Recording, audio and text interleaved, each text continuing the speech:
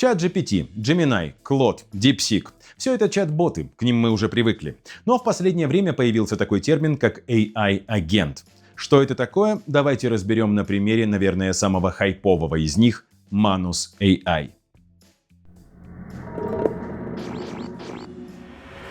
Прежде чем его пробовать, дисклеймер. Это китайский проект, поэтому до конца непонятно, где может оказаться переданная вами информация. Лучше не загружать туда ничего личного или важного.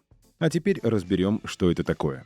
Manus AI — это ИИ-агент, который появился в марте 2025 года. Его уже называют убийцей OpenAI оператор и новым DeepSeek. Но главное, это не просто чат-бот, а настоящий цифровой помощник, который работает самостоятельно. Чтобы понять разницу, представьте. Чат-бот — это как консультант в магазине. Спросил, ответил. Все. ИИ-агент — это как личный ассистент. Вы говорите: «Мне нужно изучить рынок недвижимости», и он сам планирует, что именно нужно найти, ищет данные в интернете, анализирует цифры и тренды, сравнивает с конкурентами, составляет подробный отчет, может даже предложить следующие шаги. То есть агент думает пошагово, как человек. Он не просто отвечает на вопросы, он решает целые задачи от начала до конца. Это такой комплекс самых разноплановых AI-решений, которыми агент управляет сам, и вам не нужно между ними переключаться. На главной странице представлены различные кейсы использования Manus. Например, аналитика. Пользователь загрузил файл с показателями продаж своего онлайн-магазина и попросил проанализировать их. Manus полностью расписывает свою работу пошагово, и с правой стороны появляется очень подробная визуализация всех процессов. Сразу скажу, процесс довольно длительный. Сначала он строит последовательность своих действий, такой список to-do, потом идет уже по нему. В итоге он формирует список всех файлов, которые были созданы в процессе, и итоговый документ. Ну или в данном случае документ, графики и диаграммы. Еще один пример — найти лучшую цену на резиновые коврики. И снова длинная цепочка работы. И вот такой результат в виде веб-страницы. Еще недавно попасть в Manus было очень сложно. Нужно было зарегистрироваться, чтобы попасть в лист ожидания.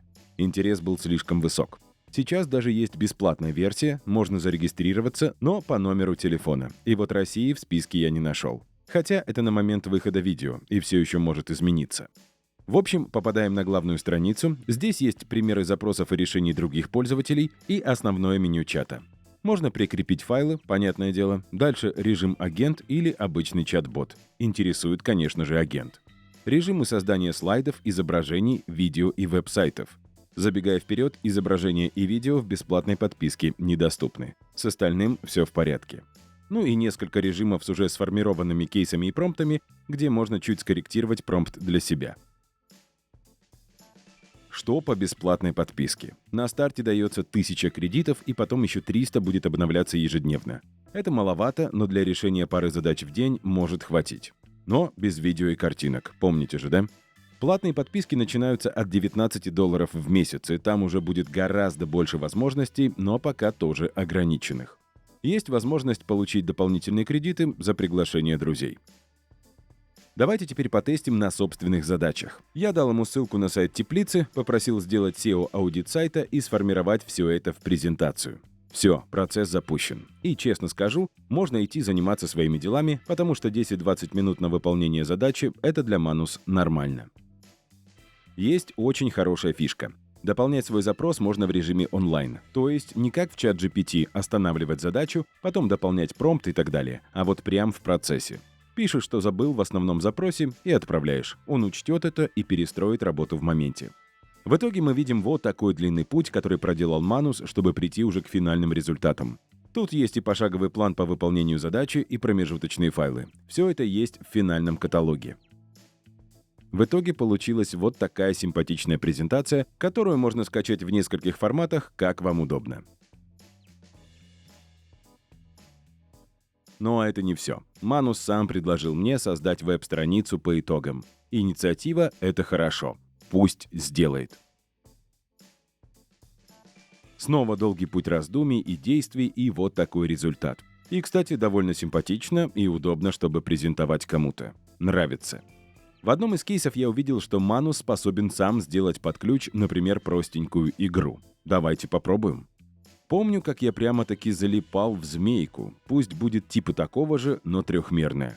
Сознательно пишу максимально кривой запрос. Он же агент, а не чат-бот. Пусть сам думает.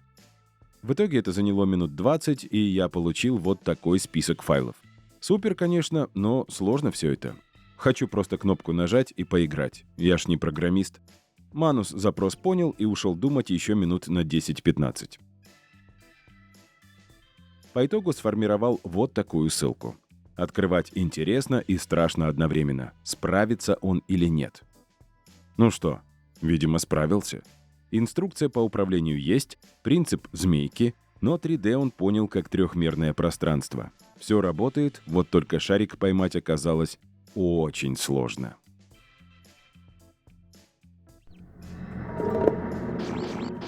В принципе, даже в бесплатной версии Manus довольно интересная штука. Да, конечно, самые мощные функции убраны в платную подписку, но следить за его развитием будет довольно любопытно. На этом все. Пожалуй, в современном мире самое главное – оставаться людьми. Во всех смыслах. Александр Рыбаков, Теплица социальных технологий.